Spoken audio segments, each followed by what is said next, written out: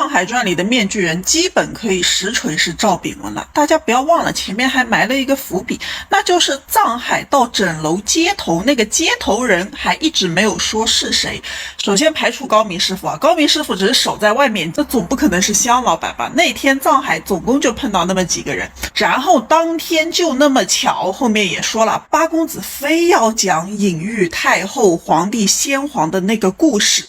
就这么巧，藏海听到了，然后藏海对朝中的局势有了了解，所以才能想出怎么破太后入皇陵这个局。而且八公子跟香老板从小的相遇，到后面一起开店，肯定也有面具人的手笔在里面。就那么巧，皇宫那么大，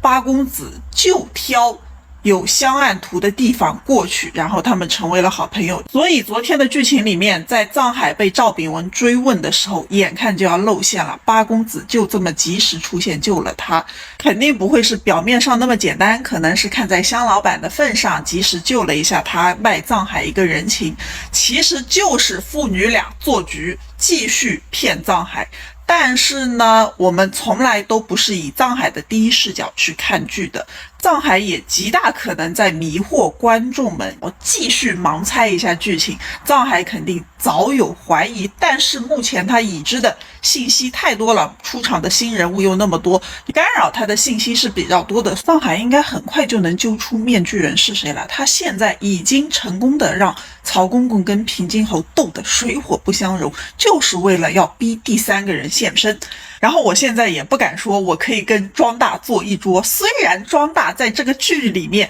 蠢得让人非常的安心，能当着曹公公的面说，如果你想知道我爸在干什么，你直接去问他吧，真的把曹公公都蠢到无语，还逼曹公公当着他的面杀了一个朝廷的小官来威胁他。结果他回去之后想了一夜，想出的办法就是跟藏海去套近乎。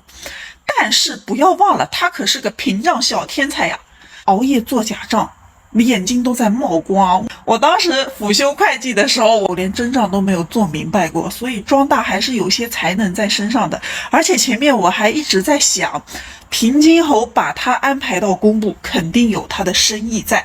结果没想到是他们怕他捞油水捞得太多，就把他安排去了油水相对最少的部门。这庄大的剧情好笑归好笑呢，仔细想想呢，大庸的朝廷真的很悲凉，百姓是生活的何等的水深火热啊！连那个副将军，首先是修河堤，是以前庄大修的，贪财，等到最后给他修坟，庄大还要再贪一笔，这是什么样的地狱笑话？走哪贪哪，庄知府这么蠢，他都能走哪贪哪，那别人呢？那些聪明的人呢？做的那么不留痕迹，就真的没有人关心老百姓的死活，除了藏海，还能在自己复仇的路上尽自己的一份力去救他们的。所以我非常支持藏海大人干翻整个朝廷，干吧，而且到现在皇帝都没有露脸，真正的上位者根本就没有露过脸。然后这么早做视频，就是因为一晚上又没有睡好，你是不是也一样？藏海传第24集，如果还没有看的话，赶紧去看，太精彩了！藏海的离间计真的玩得越来越溜了。目前藏海认为第三人就是香案图，现在平津侯、曹进贤、香案图之间三个人的关系已经被他离间的不可能再互相对对方有一丁点的信任了。首先，曹进贤为什么会这么笃定鬼玺就在平津侯府上呢？因为在他的视角里面，你平津侯不惜要杀掉我的义子，完了第二天你还出来阴阳我，这不是你的义子吗？怎么死了呢？你能这么有恃无恐的在我面前这个样子，你手上肯定已经拿到了鬼玺。但是平津侯视角就是曹进贤这么多年了，你终于想动我了是不是？一会儿给我的幕僚使绊子，一会儿又要把庄知府贪污的证据送到我眼前，还想让我动手把藏海推出去。完了你又忽悠庄知府去杀藏海，然后还把庄知府给抓走了，你把人家的儿子都扣在都尉司里面了。平津侯那不得疯了呀！而且他也没有想到曹公公下手会这么狠，直接废掉了庄知府。但是曹进贤视角已经无所谓了，反正都要跟你平津侯撕破脸了，我拿到鬼玺之后，看我在皇帝面前怎么参你。但是他们都不知道是被藏海耍的团团转。藏海呢是通过走水路到至宫下面，然后正好听到了曹静贤跟女主之间的谈话，这个声音通过空气，再通过石板传播，又通过水传播，所以他没有发现这个女主的音色一毛一样，是很正常的。而且他们在密室里面相见那一段，突然我就想到了一个很阴间的话，这怎么不算香岸图第一次见藏海的父母呢？但是这个场面实在是太阴间了，而且那一段非常的心疼藏海。其实他对香岸图是挺有好感的，但是因为自己身上还背着这么多的仇恨，也不敢迈出第一步，但是又克制不住自己去喜欢他，克制不住去被他吸引。那个时候简直无法想象藏海的内心活动是什么样子的。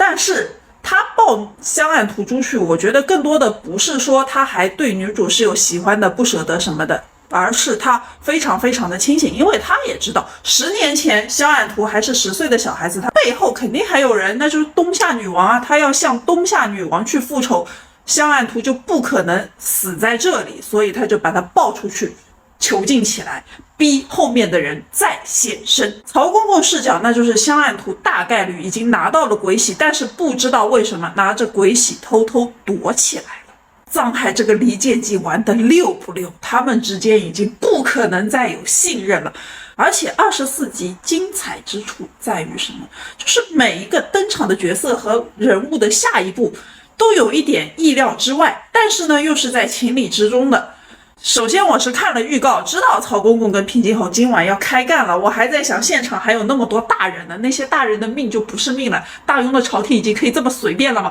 朝廷命官想杀就杀。没想到一开始的时候平津侯还使了个眼色，让他们给撤出去了，还挺讲武德的，不波及这些人。然后等他们人走到门口的时候，曹公公一拔刀，我以为曹公公要跟平津侯正面干起来了，没想到曹公公上来先给了自己一刀。屏幕里平津侯目瞪口呆，屏幕外我也是目瞪口呆，惊呆了，被曹公公的演技折服了。这老太监也太能演了，他还一边爬到门口，平津侯要杀人了，把戏给做足。平津侯都愣住了，都傻了，你个老太监今天到底要演什么戏？然后后面开干的时候，平津侯的武力值前面其实一直在铺垫，哪怕他现在久不掌兵，现在年纪也大了起来，但是砍了这么久都没有人能够伤到他。然后呢，我看到弹幕上说，庄二怎么就来得这么及时呢？你们确定他是来得这么及时吗？庄二是卡着点出现的呀，等老爹快精疲力尽的时候，那个时候适时的出现。平津侯是这么好忽悠的吗？今天藏海忽悠平津侯那里，我可不认为平津侯完全相信藏海的说辞，他其实都已经猜出来了，这是不是藏海在中间使了什么诡计？但是他脑洞还没有大到藏海是蒯夺的儿子，他以为藏海就是比较聪明的一个幕僚，就想扶植庄二上位，所以顺水推舟推了一把。而且平津侯是只爱自己，他永远以自己的利益为出发。目前为止藏海对他还有用，但是他的大儿子庄知府已经废了。当他去真正看到庄知府那个样子的时候，已经废了，他就已经下了决定了，是要把庄知府推出去背锅的。然后又去看了二儿子，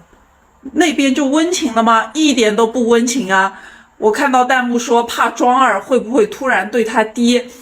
又产生了一些感情，会不会后悔？怎么可能呢？庄二问他爹，曹公公到底为什么对你？平津侯根本就不想告诉他。这个时候庄二就知道他爹根本就不相信他，甚至我都为你挡了一刀，命悬一线了，你都不肯告诉我到底是为了什么。